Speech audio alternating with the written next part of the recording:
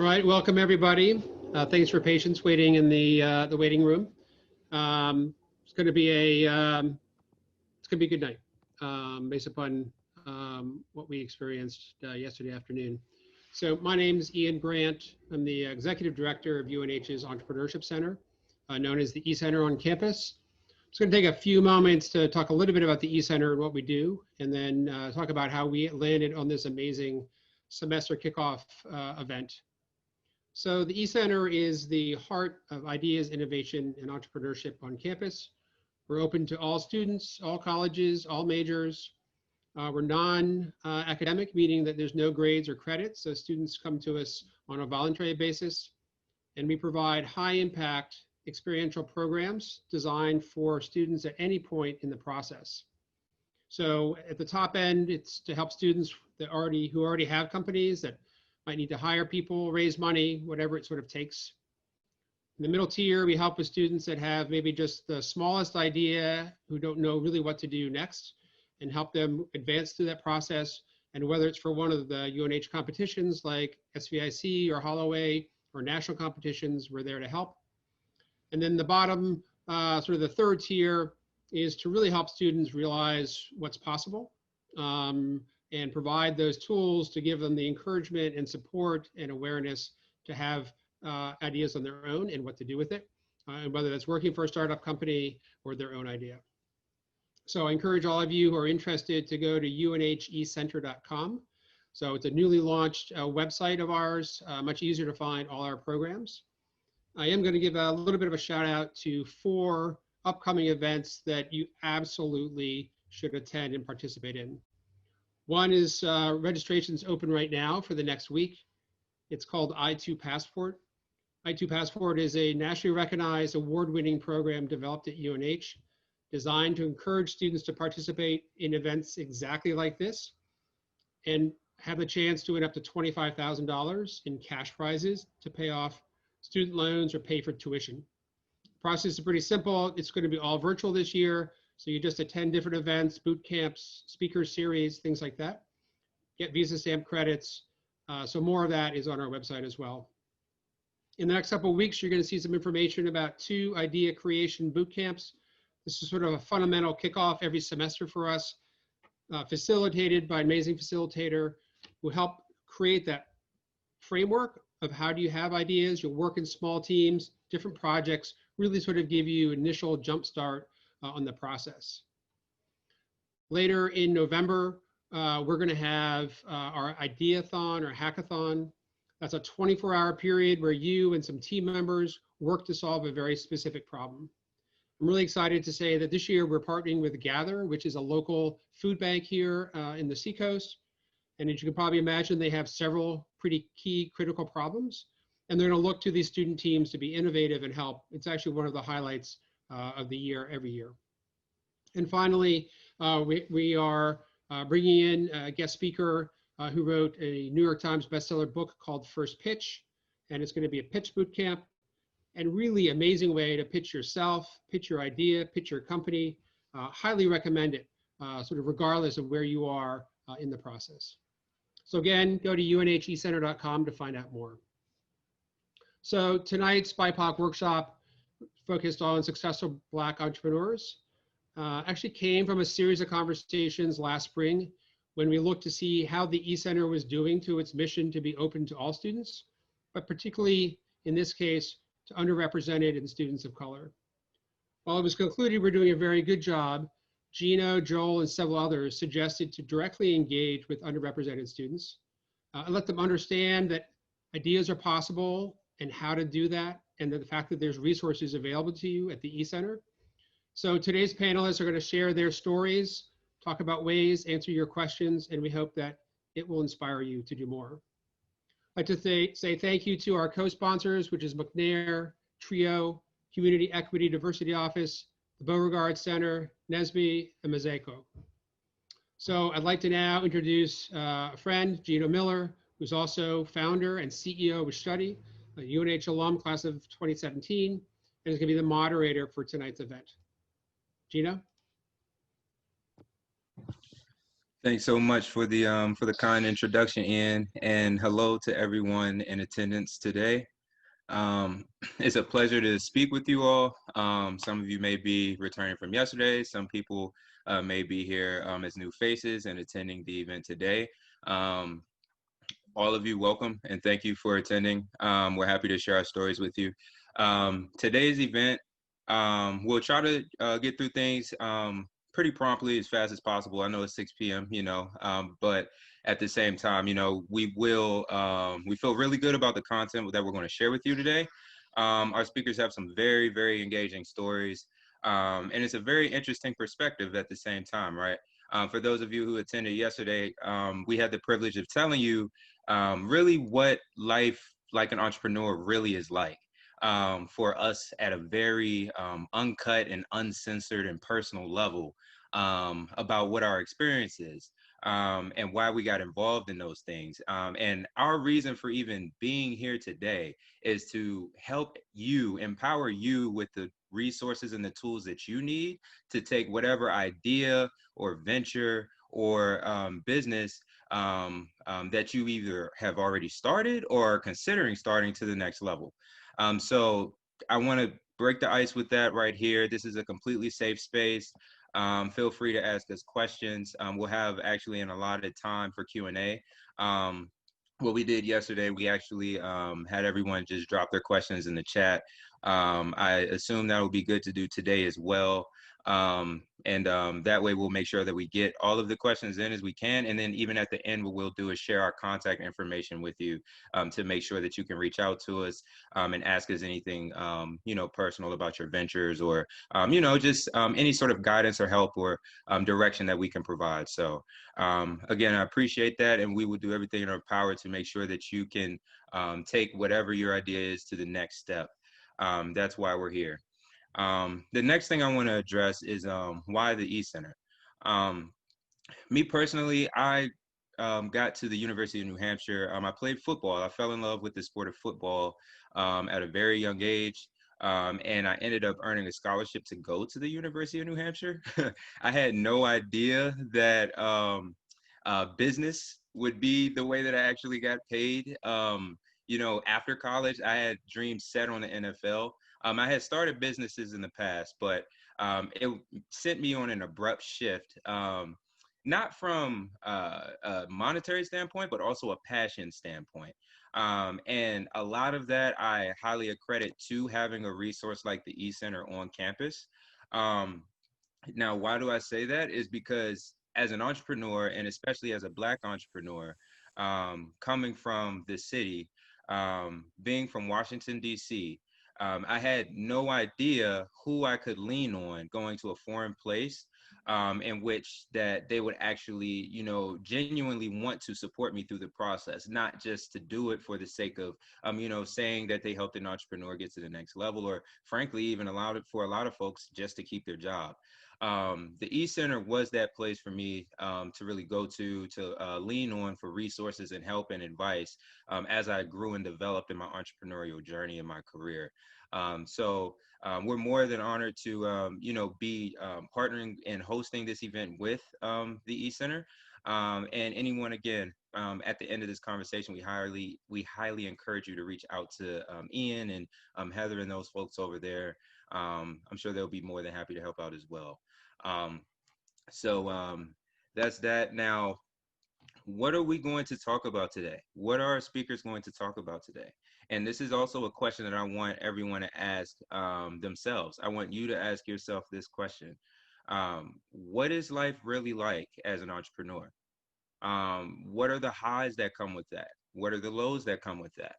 How will you overcome those lows, or how have you overcome those lows up until this point if you've already started a business? Or heck, maybe you're just contemplating starting a business and you have an idea. What are the challenges that you're facing right now that's holding you back from pursuing that idea?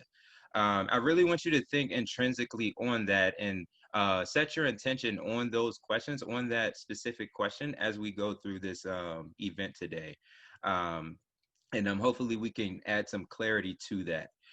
Now, that's also to our benefit what our speakers will be speaking about. What has our lives been like as entrepreneurs, individually, as CEOs and leaders of our companies? What has it been like as Black entrepreneurs in this current climate, during such a heightened attention around Black Lives Matter, and also a sudden abrupt change to remote work and COVID-19? How are we thriving during those time periods? What challenges are we facing? What challenges have we faced when we were starting companies? This is a very, again, uncensored, uncut conversation. And our speakers will speak more about that as we proceed through this event. Now, with that said, we'll have time at the end of the speeches for Q&A. So I ask that everyone, again, drops their questions in the chat. I also ask that everyone, writes down your questions, and again, just really ponders on that so that we address everyone's, most pressing inquiry. So without further ado, I'd love to introduce our wonderful speakers, and many of whom were my classmates. One is my co-founder, and other just amazing people running successful businesses who we have the pleasure of in attendance today. So our first speaker, as we get this show on the road, is someone who actually was in attendance yesterday as well.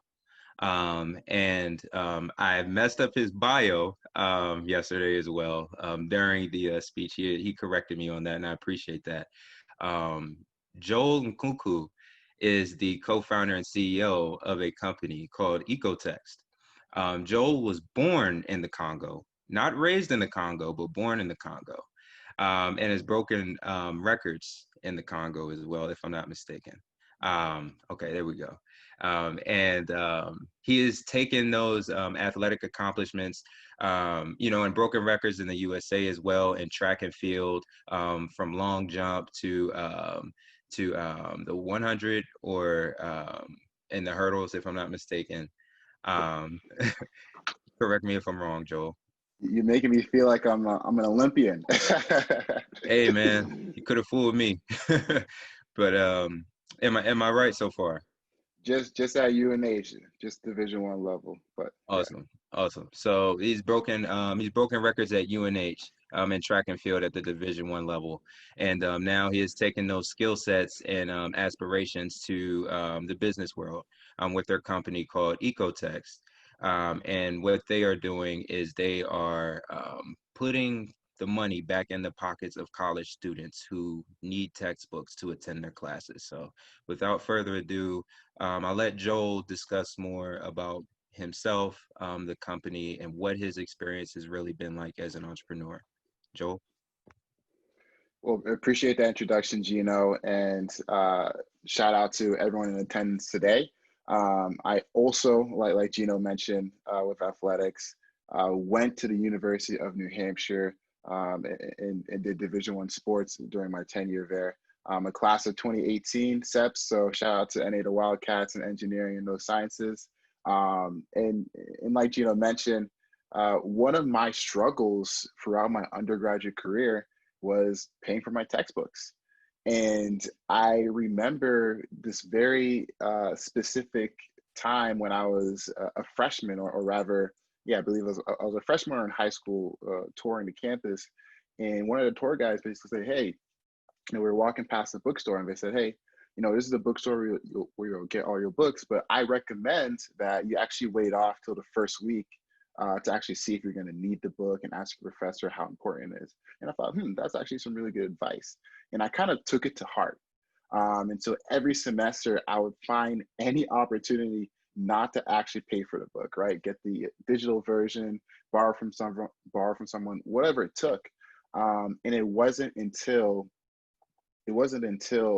my junior year where I wasn't able to find this particular book that I needed for my class. And at the time, when you went on Amazon, this book was retailing to close to $330.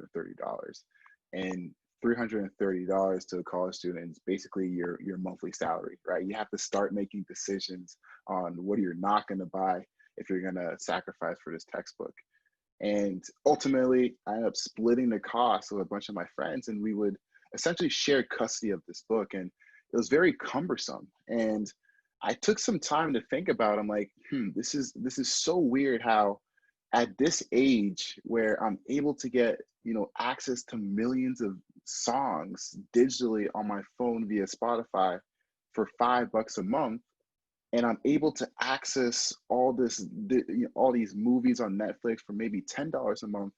Why is it so difficult to get what I thought would be a fair price, a fair price point for my academic textbooks, right? Stuff that I actually need to enhance my quality of education. And so that's really where Ecotext came out of, and that's where it stemmed from, is that frustration, that common story with college students. We when we talk about this, most people roll their eyes because they understand it's like, why are we paying so much money? And so that was the missions we set off, is, hey, can we apply a similar business model that can alleviate this pain, this frustration for students? And that's what we do. So Ecotext, we deliver digital textbooks at a flat rate semester subscription, but we take it a step further, and we allow students and professors to dynamically collaborate over the textbook digitally. And so, that's today in 2020. This idea really was born in late 2017, early 2018, and it's been quite a journey from there. And I guess kind of the 2 points I want to really emphasize in my story and my journey is, first, as an entrepreneur, it's okay sometimes to be lost, in a sense. Typically, most people, they're employed and they're working under the direction of someone else. And really, as an entrepreneur, what's attractive to a lot of people is you set your own direction, right? You set your own vision. And sometimes it's not clear what the next step is. And a lot of times we have a grand vision of what the world we want to see, right? What is the ultimate vision, the ultimate impact we want millions of people to feel. But in order to get there, we have to take those micro steps. And sometimes that direction may not be so clear. So I think first, I really want to highlight, it's okay sometimes to be lost, and it's okay to make mistakes, but really to be intentional and to be passionate with every step that you take, and understand that, you're appreciating that risk, and everything really is an opportunity to learn. Everything is an opportunity to learn. No challenge or no solution is wild enough, especially in this era. And really the second point I want to hint at is the first steps are really the most important. And we really want to take time as entrepreneurs. If you have an idea, a solution, fill in the blank, make sure to talk about it, ask people, test it out. If you're really passionate about sports and you want to play sports, one of the best things you can do is get a coach. And it's no different in business or in entrepreneurship. If you have an idea, try to find someone who's done it before or has faced a similar problem, right? And it's really all about collaboration. And really, I was able to get my first step at the E Center, working with Ian, and he introduced me into this world where there's startup competitions and all these business competitions for undergraduates. And I was surprised. I was like, wow, there's literally all these events where they're giving away free money just for having, decent ideas, right? That was a revelation for me, being an engineering student and entering into that world. So I guess to wrap it up, currently right now, we've just launched our latest product into the marketplace, rolled out our first business tier, and we've just raised a little bit of capital as well to keep us going. And so the opportunities for us and the growth is really exciting. But it really all comes back years ago when, you have an idea, you formulate an idea, you discuss it, you understand the flaws, you make mistakes, you correct them, you get others involved, you continue to collaborate, you write some code, and every piece is an iterative process that really leads to the ultimate vision that you want to see. So never feel insecure about sometimes not always knowing the answers. There's certainly a little bit of beauty in that, and really see every mistake or feedback, even if it's negative, as an opportunity to learn, and to take advantage to make the best decision you can at that point in time.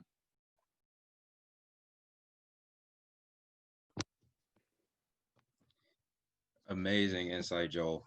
I have a ton of questions myself, so I'll keep them minimal. But yeah, I appreciate the wonderful story and the insight on how to overcome, times when things aren't always clear. Because as entrepreneurs, I fully agree with you. That's us signing up for the uncertain times and trying to find solutions when other people a lot of times are running the opposite way. You feel me? So I fully understand that. Now, questions that I have to you, Joel, I'm curious. So how do you overcome those challenges when you're lost? How are you able to find an opportunity to learn, especially when things may seem unclear or there's so much uncertainty of what could actually happen? What works for you? Yeah, really, I've made it an intention for myself to be able to ask really good questions. And what I've learned, kind of my background as an engineer, I've been really focused around products. And so through all my internships and past employment, it's all been kind of, software engineering or product management, product design. So I've always been around kind of that central aspect. And what I've learned is that, uh, you know, people's actions sometimes is surface layer, that the outcome is sometimes surface layer, but the key is to understand the motivation, right? Why does someone want to engage with your business, your product, your service to begin with? What was the driving force? And so when I'm in situations where I feel lost, I try to articulate my questions that unveil the true motivations or can maybe give me a little secret into why maybe the direction I'm going with isn't happening or isn't going in my favor. So I really just ask questions, get as much feedback as possible, and then use that information to the best of your ability. Love it. Love it. Yeah. And yeah, I fully agree with you. Yeah, that sounds a great way to do it. Assess the situation first, and then trust yourself. Ultimately, yeah, the answers have to come from within because especially when it's your company, right? I fully agree with that. Thanks so much for sharing. Awesome. So our next speaker here, and again, everyone, please drop any questions, comments you may have in the chat to make sure that we get to those later. Now, our next speaker here, who we have the privilege of having in attendance today, is someone who I'd say at the least is very brave for attacking the industry that she's in as a woman and especially as a woman of color. The beauty and healthcare and cosmetic industry, believe it or not, is actually majority owned by men and especially white men in these spaces.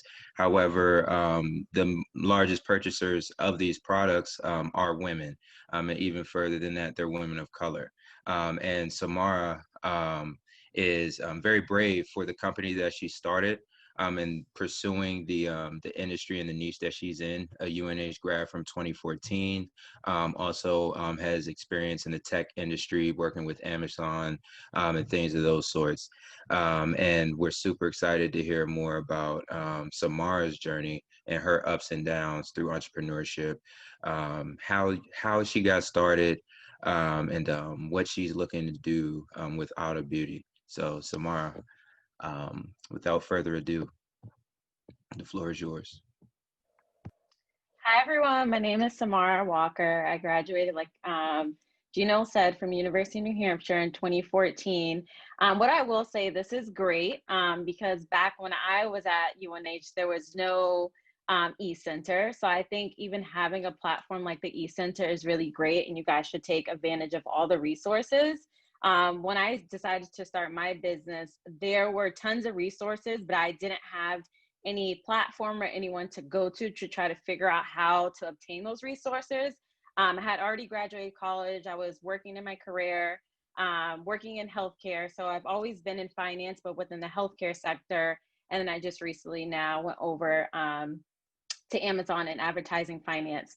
So I started Auto Beauty. It was a nail lacquer brand, and we still do have our nail lacquer, and I decided to pivot. So one thing I will say is when you originally start your business, you might have something that you're really focused on, you're like really passionate and you love it.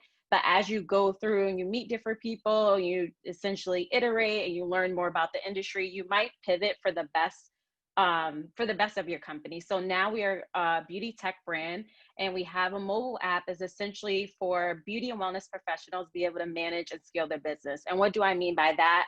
Most professionals are very good at their art, right? So they'll come to your house, they'll do your makeup, you'll get your nails done. But when it comes to actually managing their business and understanding like their finances, how to market their brand, what sales are actually driving the revenue, like what should I focus on? They really lack that business mindset, and that's what really holds them back from being able to fully have a career within the beauty and wellness space. So Audibee is really focused on bridging the gap between beauty and wellness products along with the services for women of color.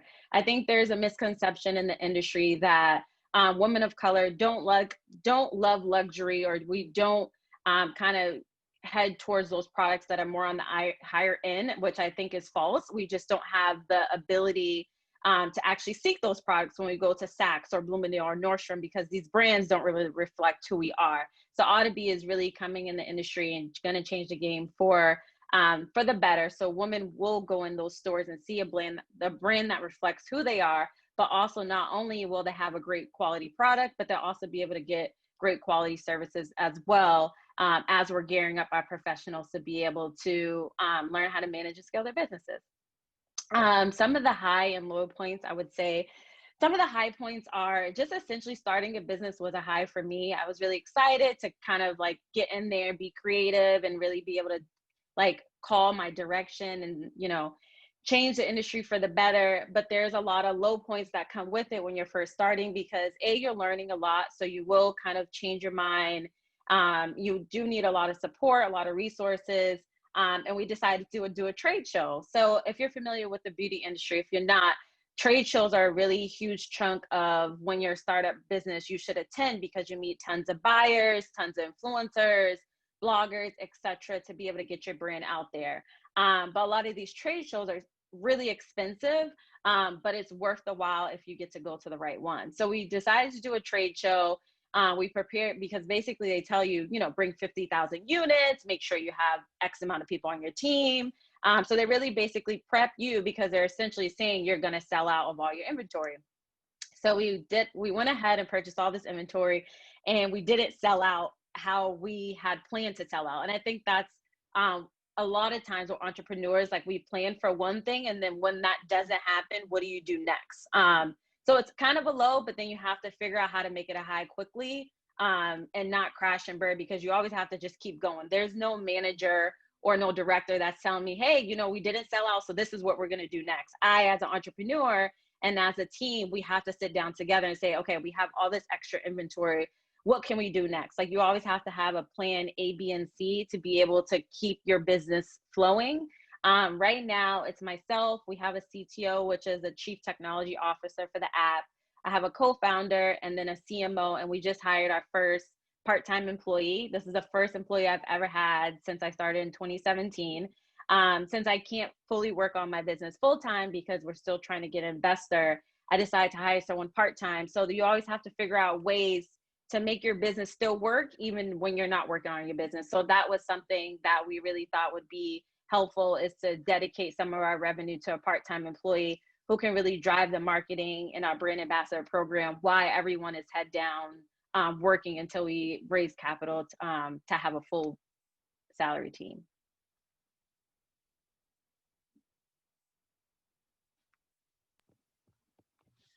$50,000 units as a startup, Samara, is amazing. It's crazy. At a trade show. That's insane. Awesome stuff. And I highly appreciate the insight. Again, I have 1,000,001 questions, but I'm going to try to limit it to one, maybe two. One thing I am curious about is I remember what it was like for me, starting to think about different business ideas and ultimately having to decide which ones to pursue and which ones not to pursue. How did you decide that Audibee Beauty was your passion? How did you decide that that was what, was going to drive you when things were tough? For example, again, setting up and bringing 50K units to a trade show. Like that takes a lot of grittiness and hunger. Like, what was that for you? How did you decide that was your passion? Yeah, so I think it's a good point that you mentioned. Like most entrepreneurs, we have a lot of ideas, but we have to pick one first that we're super passionate about, and then you can always expand and grow and develop other ideas as you move along and gain more personal wealth to be able to start other companies.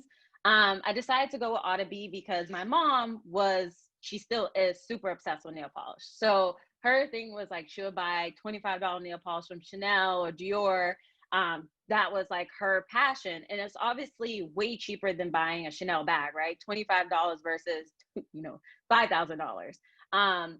But I really saw how it relaxed her, and my mom was a single mom, and that was like her zone, like her zen space. And I was like, wow, I never knew something so simple as nail polish really was like a wellness moment for a woman, especially like if you're a single mom, or if you're like even in college, like if you're just kind of like a lot of college like girls.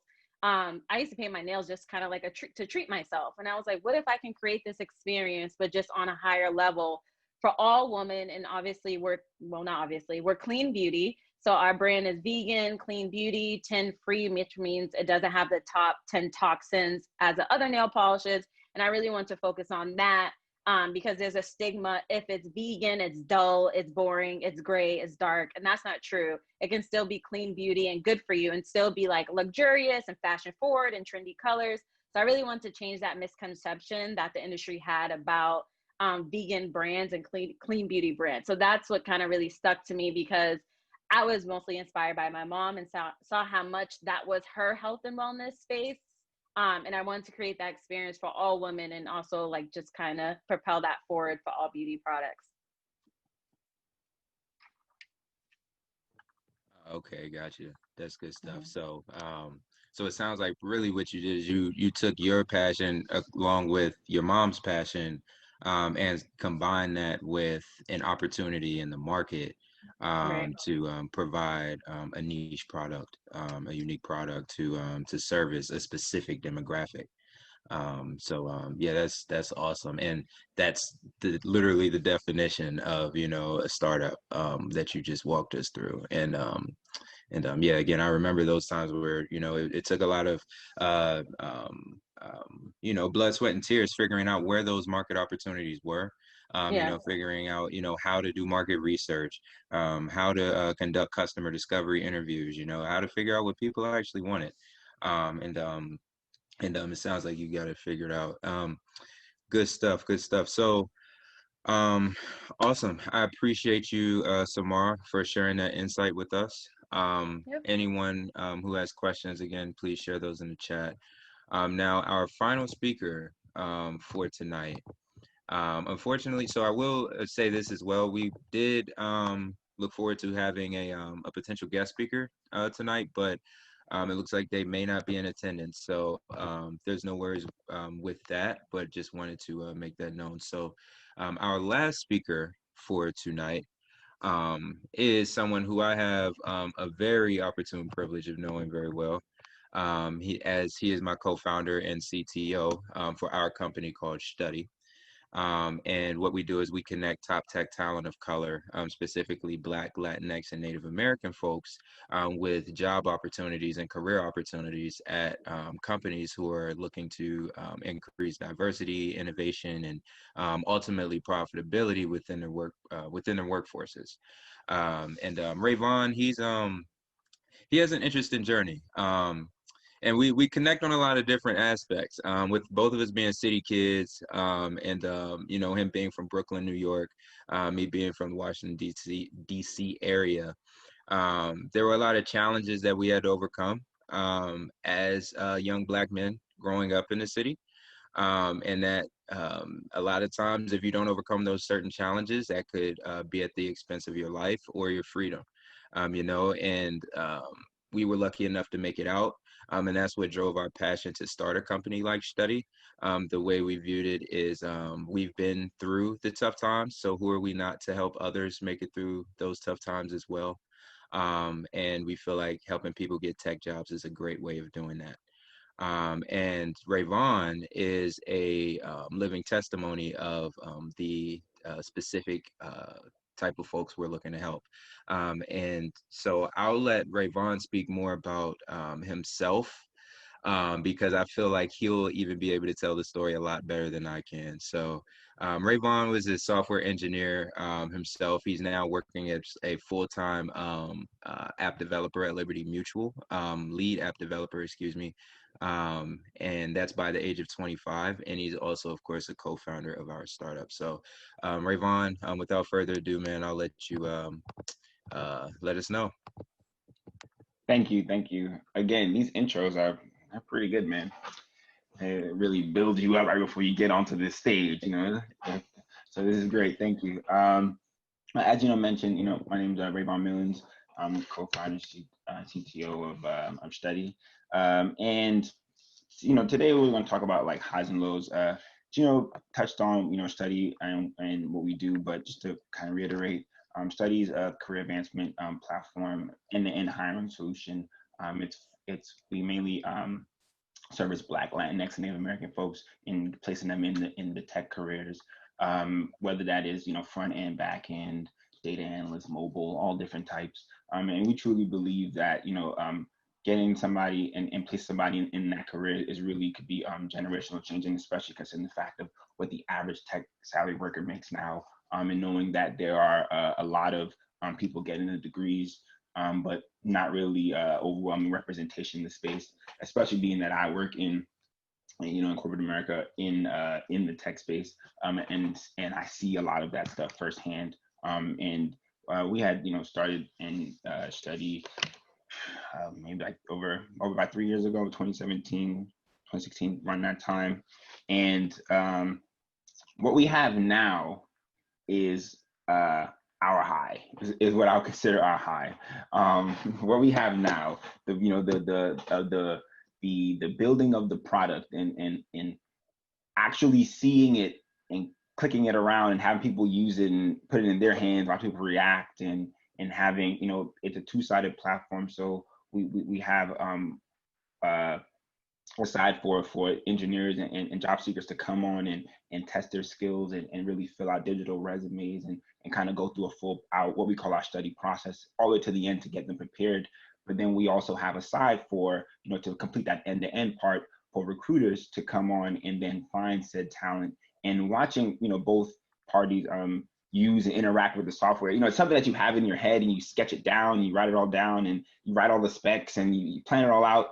And then to see that to fruition and people clicking around and like that to me is like the high. But to get there, there are many pivots and there are many lows to kind of get there. And I think what I want to touch on is definitely those. So first, as Geno mentioned, you know, we were really trying to figure out what the actual product is, and talking to people and kind of doing a lot of research. And the product that we have today is not the product that we started out or set our sights on. We always had a core mission of what we wanted to do and who we wanted to help, but not necessarily how we wanted to help. And then understanding the problem and talking to people, we figured out where do we fit in that pipeline and what the actual problem was, in the sense of, was it people not being prepared in school? Were there not enough people in the field? Was the problem people actually getting the careers? Was the problem retaining folks? Like, what was the actual, you know, what was that problem to attack and where do we fit? But we understood and always had the mission of what we wanted to do, and how we wanted in the end goal. So, and I think, you know, somebody touched on this of like pivoting and not hold on to the ideas. So as we were kind of going, we had, you know, one kind of direction where we kind of wanted to kind of nourish the folks and do more kind of a learning kind of content. And then as we were kind of studying and we recognized that, hey, more information, we recognized that, hey, people are actually graduating and they having that knowledge. So then we were not being too married to the idea, was open to pivoting and saying, okay, maybe we should not focus on how to do it this way. And then as we were going to do more research to say, let's now do it in a way that allows people to get more experience. As we were kind of doing that, we recognized that, hey, that's another problem here, and we might have to pivot to this. And that's what led us to the product that we are at now. and looking through that stuff, and those moments of pivoting and figuring it out, those are like lows, because when you have an idea and you say you're going to set out to do those, to do that, you feel like this is it, right? You're like, this is it. You're riding that idea. And then when you hit that wall and you realize that, man, this ain't it. It takes a lot to say, that's not it. And you have to then be okay to like, okay, put that down. How do I now still achieve what I want to achieve in a different direction?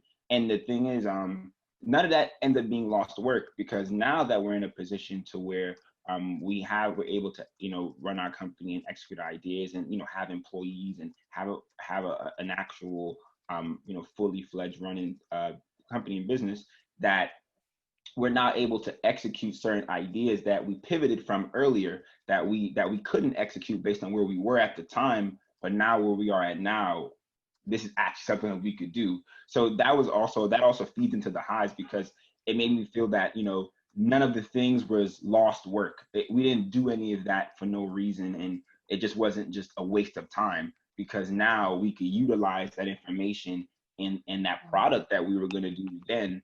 We can utilize that now because we're in a better space to do what we're doing, but also add to that suite to really grow it out. So those were like those, and kind of getting through that really kind of took a, thankfully that, I have an actual co-founder, and I wasn't trying to go on a solo route, because in those moments, it definitely takes a collective resolve to really kind of move through those ideas, and even take a step back, and even say like, all right, let's take a step back, and let's kind of just take a little break, and kind of analyze and come back and see how we can kind of attack that. And that just kind of happened, naturally, and really just having, sounds, it sounds a little cliche, but, really just having faith that like, all right, man, like this is going to work. Like I have to keep making those small deposits to kind of get to where I want to go. And I'm like, the path is not linear to the success. I think about it like an oasis in a desert. And I'm like, it's a bunch of little steps, and I'm crawling around, and I have to kind of do a couple of loops before I figure out what it is. But when you get there, and when you kind of have your eye on it and you see it, you recognize that all that work wasn't lost, and it was really just preparing us for what we're kind of doing now. So those to me would have been like my highs and my lows in the journey of building being a Black entrepreneur and being in that space.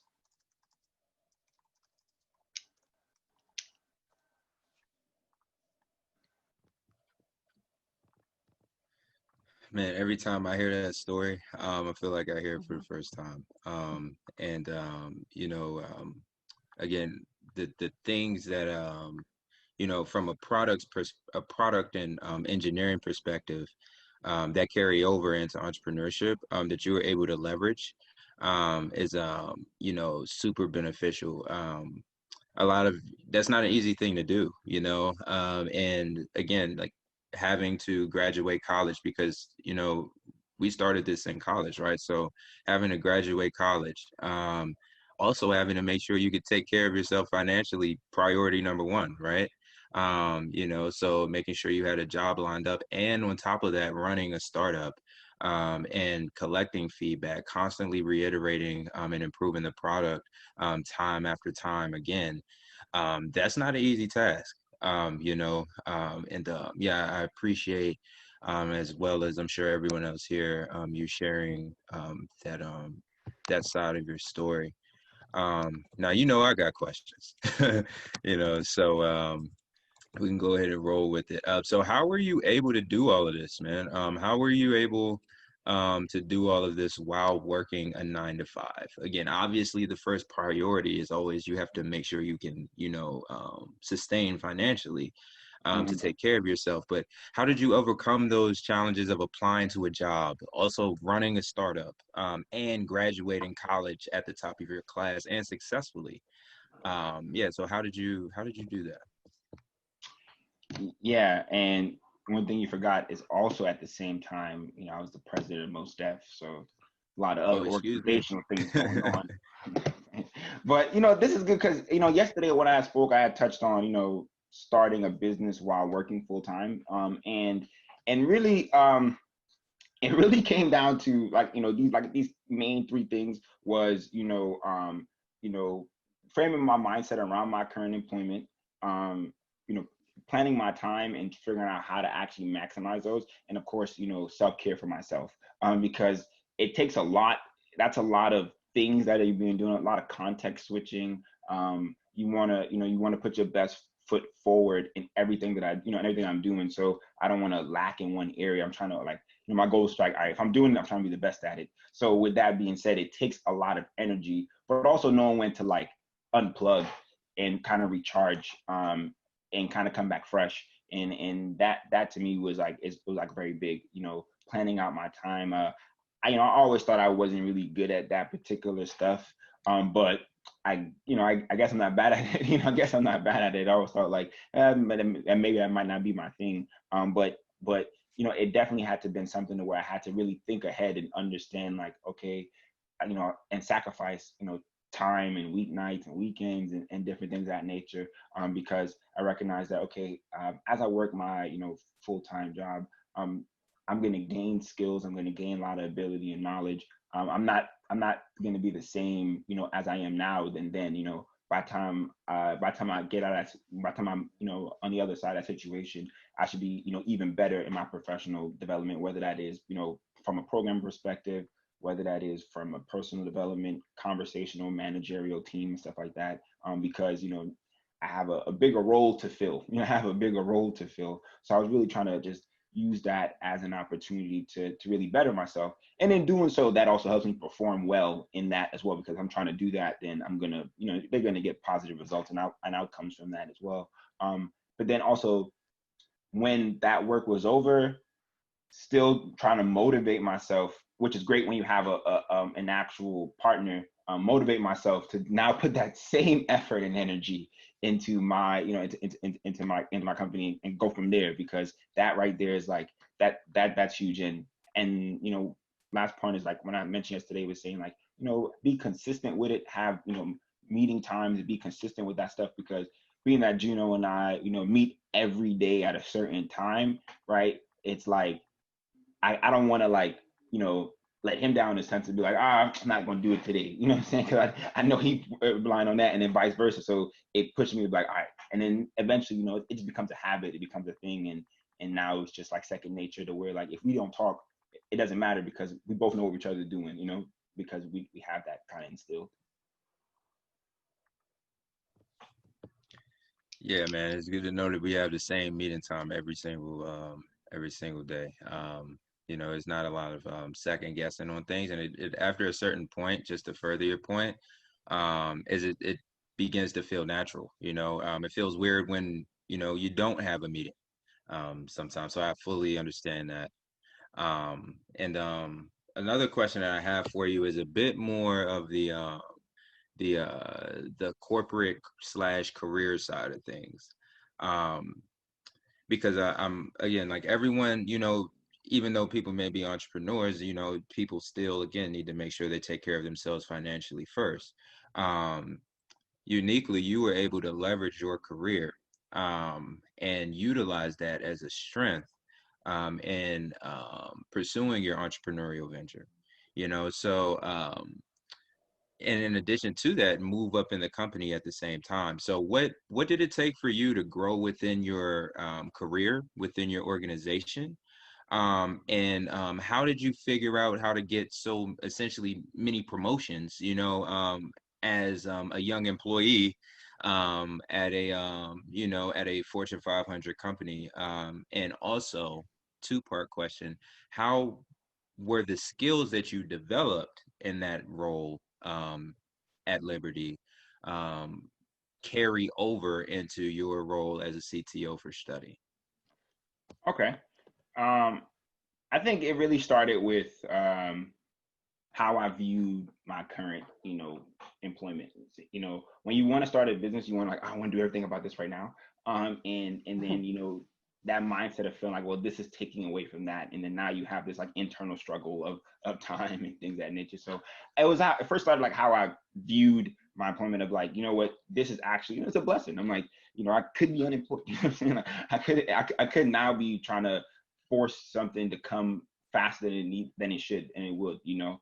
So seeing it really as that and understand like how could I now, being that I'm here, how could I now get the most out of this? Like, here's what I want to do, and I know what I want to do, and how can I steer that to make sure that I kind of end up in that particular category? And I recognize just things that I wanted to improve in myself, whether that be, you know, a project creation and things of that nature. And I started to just kind of just started to angle in myself in that direction, whether that be like taking on more solo projects or things of that nature, or conducting meetings with, you know, more higher ups and things of that nature, just to understand and how to really bring that whole process and also move around to get a full knowledge, you know, whether that be networking or hardware or whether that's software development, whether that's full cycle, you know, just to really sharpen my toolbox, you know, become more T-shaped. So that way I felt like I knew more, and, you know, and if I have, you know, and being that I'm here, you know, 40 hours a week, then like it's a lot of time. So that's a lot of time. So like, if I could now incorporate the learning into my daily work and not have to make it something I have to go seek out, then, you know, it to me, it's like, you know, working out without having lifting weights. You know, it's like if I was playing basketball, I'm gonna get like, you know, good sprints, good my energy gonna go, my physicality is gonna go up, but I didn't have to like go and like physically go to the gym, start lifting weights. And that's how I felt. I was like, all right, how can I just make it passive to where I'm just doing stuff, but I'm actually getting better? And then those particular skills just had to transfer into Shtudy, because I do recognize that it's more than just a product. And how do I interface with customers, and how do we do B2B things, and how does that kind of work? And then trying to pour that into it, and also fill gaps with, you know, with questions of people I don't know, or ask people, or have, you know, personal family mentors and stuff like that, to just fill gaps in things that I don't know, and asking questions, you know, like just not being afraid to ask questions, because that's like always the I guess the barrier sometimes, like, you know, maybe feel like you might feel like you're, you know, inferior for asking a question. But honestly, I feel like all the smart people I know ask a bunch of questions. So in my mind, I just like ask questions if I feel like, I don't know what this is. And it's okay to not know, but my resolve is, if I don't know, I will know very soon. Yeah, I fully agree. Yeah, and I would assume that you know, working at a corporation like that, like you said, like if you don't ask questions, you're actually, you know, selling yourself short, you know, because there's so much that there's so much disconnect between what's necessary to get a promotion, and what actually works to get a promotion.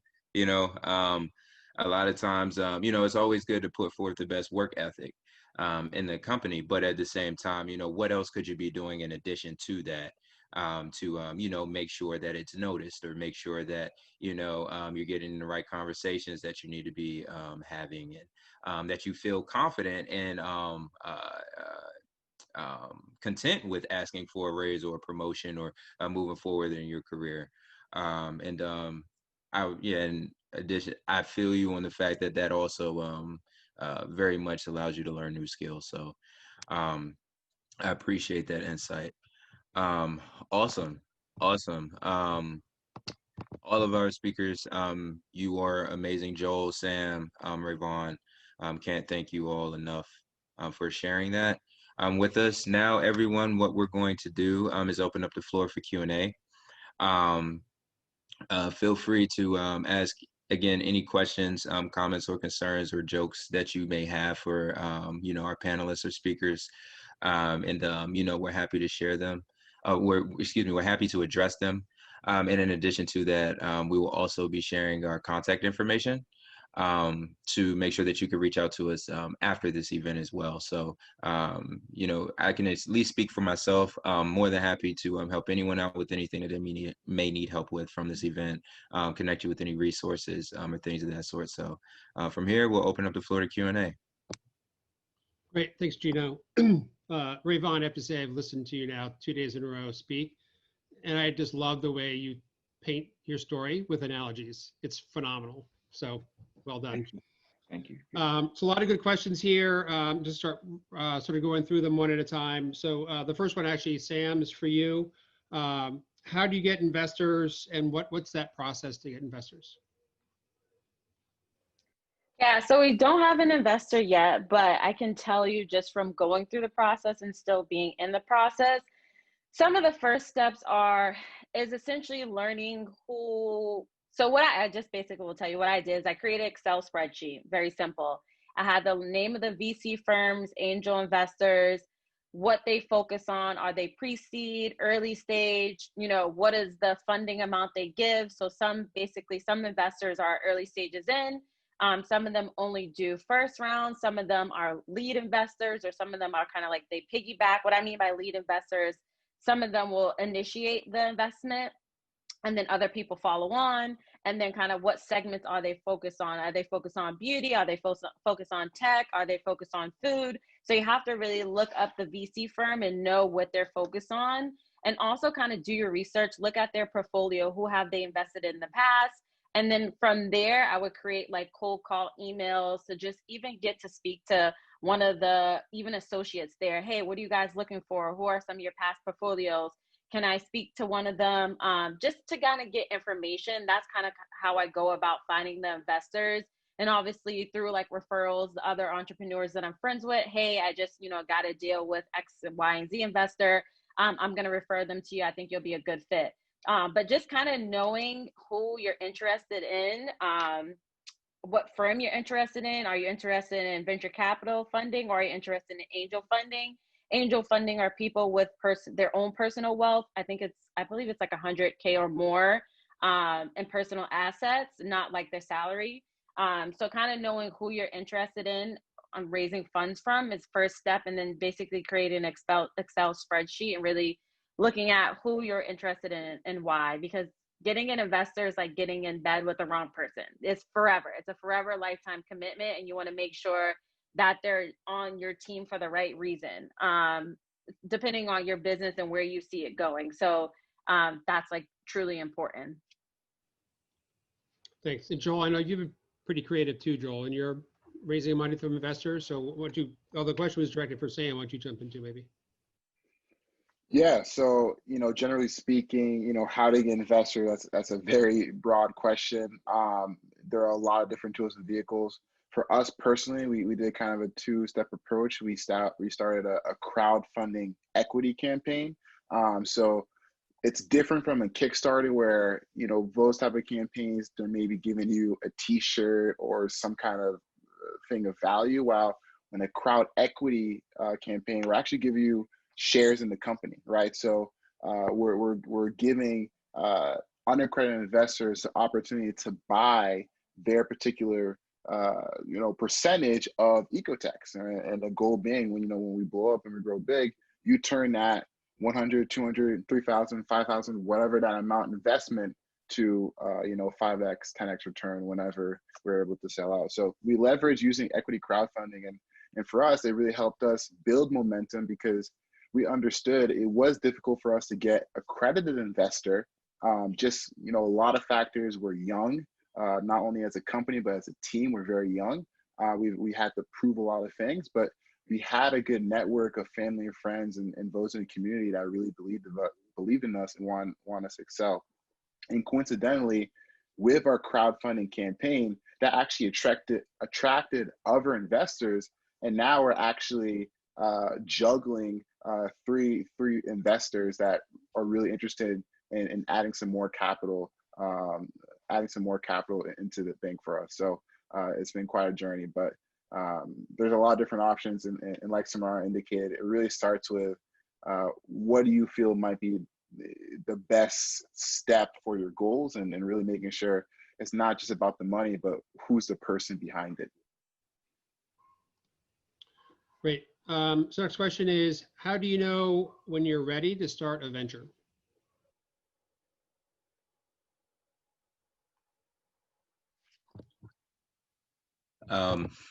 That's a very good question. I also think there's a lot of different ways to answer that. It's 1000% up to you. Just know this: you will never be 100% ready. And that's part of the journey of entrepreneurship.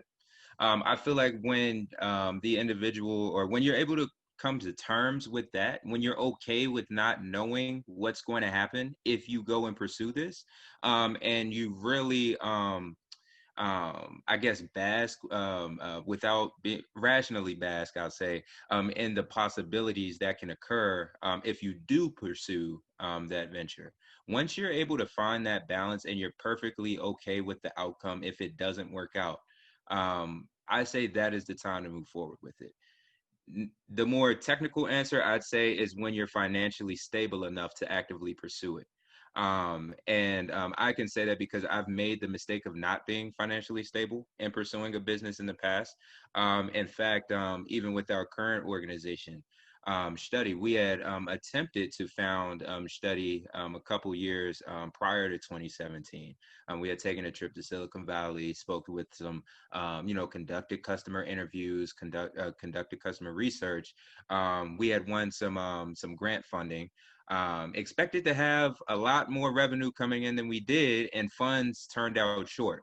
So the question that I, as a CEO and a leader on our team, never wanted to ask myself is, do we kill this right now? What I'll say is we were fortunate enough to, be gritty enough and power through that tribulation and trial. Now we're doing very, very well, especially during these times we're doing well. But what I'll say is make sure that you're ready financially. And make sure you're okay with what the outcome can be if you do succeed and if you don't succeed, and be rational about it with yourself and also with your team.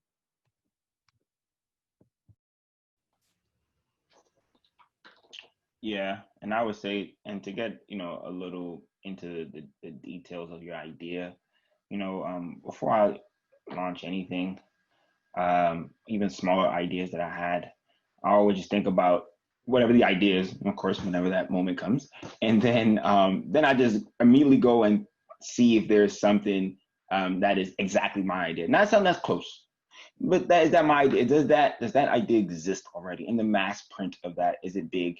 And if not, then I start doing like little business model canvas and kind of start moving. Then I think to myself, is this an opportunity? And then you start thinking about financial stuff and things of that nature after you start passing this ideation phase of like whatever it is, and kind of formulate that. But that part is very important before you just leap off and kind of go from there. I would. The next question. So go ahead, Sam. Oh, no, I was just going to say, I would ask yourself how passionate you are about the idea, because like Geno said, you might not make money initially. You have to be in it for the long haul. And there's a lot of founders who start companies and they might meet a 2-year peak or a 5-year peak. And then that's kind of when things take off.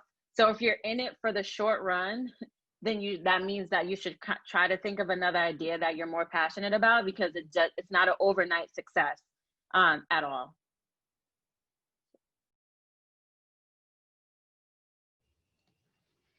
So the next question is hardest part of being an entrepreneur.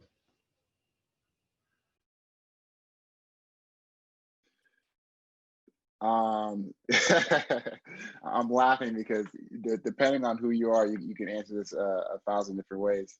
I would say that the hardest part perhaps is, getting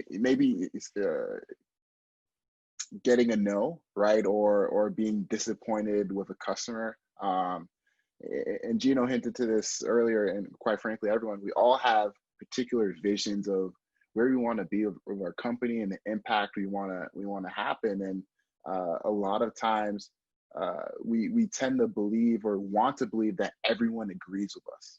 And it's certainly not the case. And there'll be trends, right? You'll always start with a particular amount of customers or people that support their vision or really are about it. And that will grow over time as you really succeed and really understand your problem, understand your space, understand your market. And so I think as an entrepreneur, you have to have the ability to take notes, take critical feedback, but then flip it and say, okay, what's the no? What's the driving factor? What's the gap? And do that analysis and say, okay, maybe I've been talking to the wrong customer this entire time, or maybe I haven't fully understood what I'm trying to solve, right? And so I think part of it is you have to somewhat love the chaos and be able to see really anything that on the surface layer could be considered a step back, just as another opportunity to jump forward.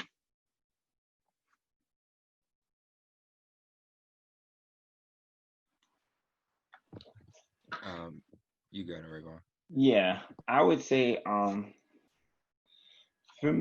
think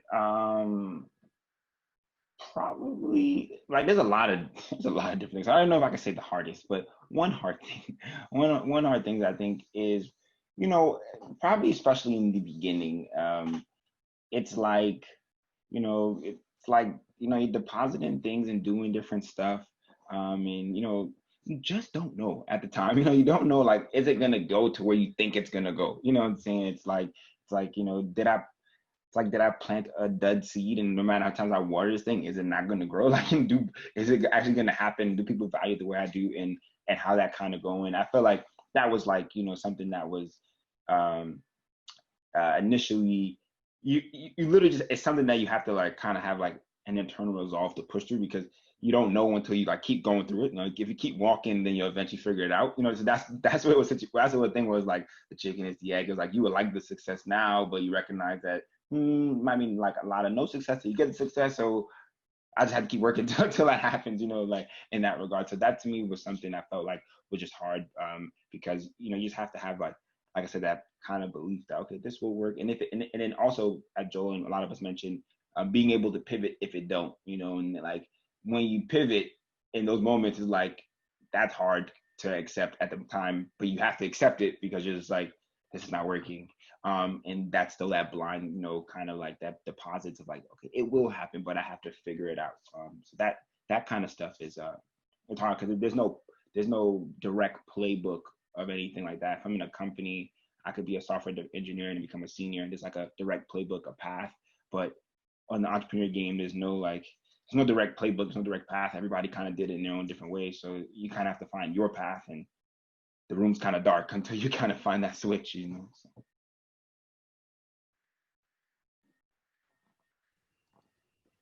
So the next question is, which is maybe along the same lines, or after it's the hardest part, is what keeps you motivated to keep going in those down dips?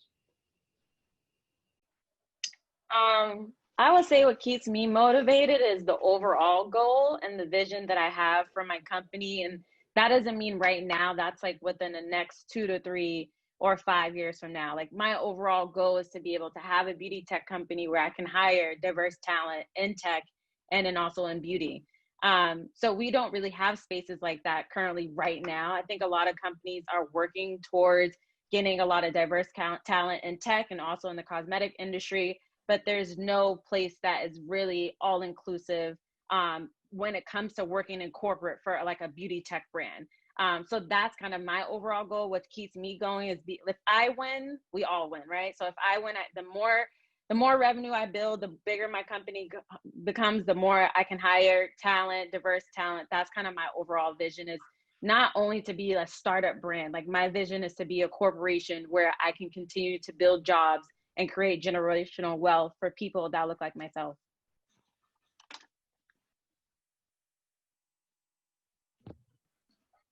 Yeah, I could also speak to that to a certain degree. For me, what really keeps me motivated is, in addition to what Sam said, what the vision looks like. But to further that is what will the impact look like? What will people's lives look like by us bringing this solution to the market? That in a lot of ways, it can be a lot of pressure, but that also forces us to think that it's bigger than just us, and even on those mornings where it may be tough to get out of bed, or those days where, it's just way too many emails to respond to in a lot of amount of time. that's enough to keep us going. And specifically to Shtudy, by us focusing specifically on people coming from low income communities and underprivileged and marginalized communities. The way we look at it is by placing someone in a tech job, we're literally saving their life. There's no telling what could happen if they didn't get a job or see another opportunity. I've seen that growing up. I have friends who've experienced, the negative side of that outcome. So that's what drives me every day in and day out, is knowing that we could really make an impact to change someone's life for the better. I don't want to be responsible for anyone not reaching their full potential, put it that way. So a bit heavy sometimes, but that's what drives me. Yeah, I would say So, everything. go ahead, Joe. Oh no, I was just gonna say everything that Sam and Geno said, and I also say like just also personal surroundings like family and stuff to really also try to better my own personal surroundings as well on top of those reasons.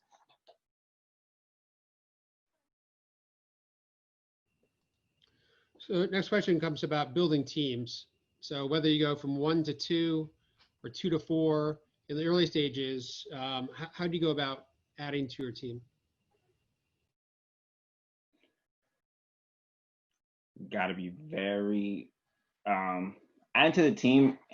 Have to be very careful. It's like it's like you're making something, you add another sauce. It has to be very, very careful when you're adding something to the team. With Geno and I, it was a lot of times it was for a good period of time. It was just us two, and we have a dynamic and we work. So we're also friends and stuff. So a lot of the communication, how things work, is very different than now it is if you have to spawn off and now add another person on, and how does that work? So then it was kind of then figuring out and kind of coming together and talking about like, okay, how do we want the culture to be? How do you want these things to kind of work? And kind of putting that down to figuring out and kind of really putting that stuff on paper, because a lot of it was kind of just said in passing or just kind of understood because it's like, it's a working business relationship and a friendship. So it's like, it just kind of works. But then now you want to make sure that a lot of that is also extended to other people and stuff when we bring people on. So it really is a situation of making sure that you're trying to find the right people, but also the right roles for those people that you're bringing on. One thing for us was like, not being afraid to pivot, if there was a reason, if we felt that what you were in for wasn't, working out in that regard. Thankfully, that wasn't the case. But just being able to really focus on the person as well, and also like the role, but really also the person, because a lot of it really comes down to, especially when we're starting like a startup and stuff, it's like the passion for the thing. There are a lot of their personal moral and integrity that really kind of plays into it a little bit more than it, than necessarily like the skills for much, but how that mix will work, because we do have to kind of work with them, very heavily, and in the fact that we're startup, the hours are all odd and different things that happen. So really making sure that mix is key. Yeah, I would say that, adding for a startup, adding founders or co-founders is very different than adding employees. And I think really the distinction when you're really early, you have to find individuals you can trust. And that tends to be people in a circle, people who've known for years and whatever the case might be. It needs to be people that can provide, or can match the level of passion you have, right? And they have to be aligned in the vision, have to understand like, hey, this is what could be. And that, from my perspective, needs to be an essential driving force, because many times with startups, it's not like you can pay them necessarily, right? So they have to be motivated to execute based on having the passion, understanding that dream. And then of course, kind of my third bullet point would be having someone that has different skill sets than you, right? So you guys have a similar culture, have a similar kind of rules and boundaries and engagements, but are distinct in your capabilities and can provide critical feedback, right? The last thing you want to do is be in a situation where you're afraid to give feedback because you're going to hurt their feelings, right? So it needs to be a very strong dynamic, And that's why it's tough. And from my perspective, the best way startups succeed and the fastest way they fall is based on the team.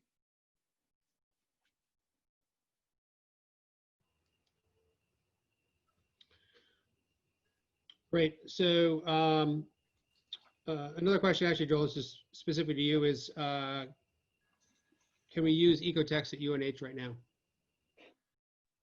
Of course, go to www.ecotext.co, sign up. I'll drop my email in the chat. Let me know what you think about it. And we're going to continuously be rolling out pilots. And if you have classrooms that you think can benefit on a scale, let me know and we'll make stuff happen.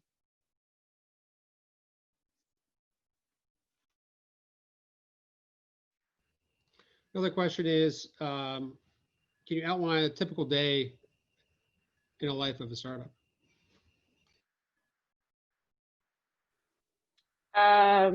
I'll go. My answer might be very different because I technically still work. Well, it might be similar to Rayvoughn. So I work on specific standard time. So I work from 11 to 8. That's my typical schedule. But for my business, I start my meetings around 9. So I meet with my team and then we kind of go through, we have goals for the month. So we kind of go through our metrics, where we're at, what we're doing. And then I get ready for work and I work 11 to 8. And sometimes, like right now, I'm like on the clock. It's 4 o'clock there, but I'm still tapping into the Zoom. So my day varies based on meetings that I have, but I always carve out time to do stuff if I have anything to do for my business. And then after work, I still work until maybe 12 or 1 o'clock at night. So that's my typical schedule. And then on the weekends, I tend to work as well. But I try to have a work-life balance. So Sunday's kind of my down day if there's no big projects that I have due. But typically it's a lot of work when you're not working full-time. And even when you are working full-time, I'm sure there's a lot of extra hours you have to put in. But while you're working at another company, trying to manage your company, you have to put in just as much time and energy to make sure everything goes smooth as possible.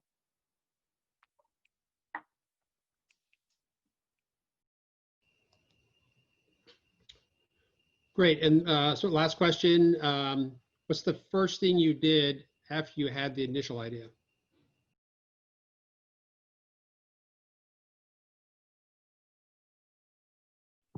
I guess I could personally speak to it. So I remember when I first started my first company when I was a teenager. So I remember very vividly actually thinking to myself, is it was a clothing line, so it wasn't too complex or it wasn't too innovative, but the mission itself was very resonant with me, and I went back and forth between, should I pursue this or should I not? And if I do decide to pursue this, how do I do it? Customer discovery was the number one thing that popped out to me. I used to be scared to speak to people that I didn't know. Now I feel weird when I don't speak to people that I don't know, and I remember, again, back when those times were happening, and I made a list of 20 names, probably people that I went to school with, and or played football with, or had some sort of past, relationship with.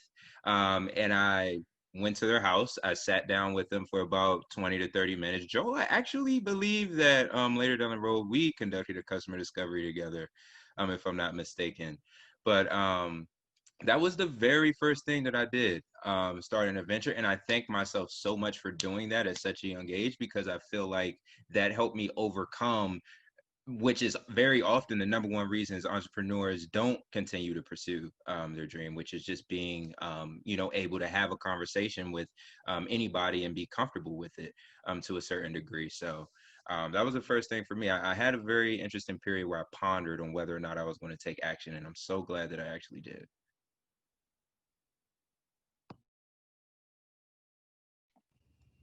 Yeah, I second that. I think you have to basically ask the world in your respective way, right? Whether it's people directly in your network, or something that we did. We actually put out a survey back in the day, got 1,000 results, and we're able to start to identify trends. So it's important just to ask people, get their reaction, and try to ask it in an effective way where you don't just get a bunch of yes men, but can really start to understand, you know, what's their insights and the perspective of those potential customers. The first thing that I did was shared with my family members.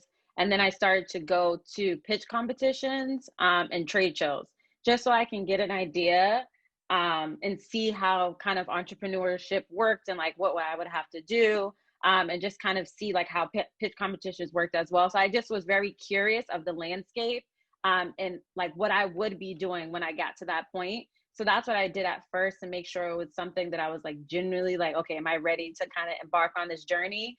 So my uncle started just taking me to these different things that was happening in New York. So that's kind of like what I did for my first step when I figured out like, this is exactly what I want to do.